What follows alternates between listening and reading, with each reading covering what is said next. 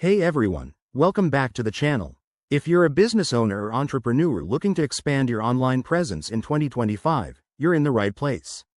Today, we're tackling how to create a new Facebook business account. A step-by-step guide that's super straightforward and essential for leveraging Facebook's powerful tools.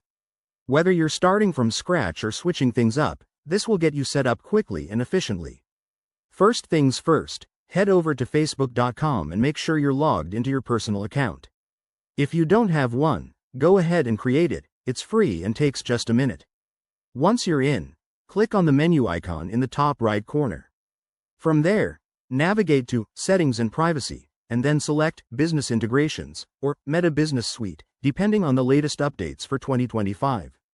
Next, look for the option to Create a new business account.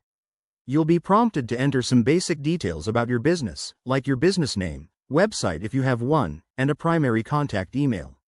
Make sure everything is accurate to avoid any verification issues later. Facebook might ask you to link a page or an ad account at this stage, so if you already have those, go ahead and connect them. Now, for security, you'll need to verify your account. This could involve confirming your email, phone number, or even uploading some business documents if required. Don't skip this step. It's crucial for accessing advanced features like ads and analytics. Once verified, customize your business account. Add a profile picture, cover photo, and start exploring tools like Insights for audience data or the Commerce Manager for selling products. Remember, in 2025, Facebook is all about integration, so consider linking it with Instagram or WhatsApp for a seamless experience. And there you have it. Your new Facebook business account is ready to go. This setup can really boost your marketing efforts, so dive in and start engaging with your audience.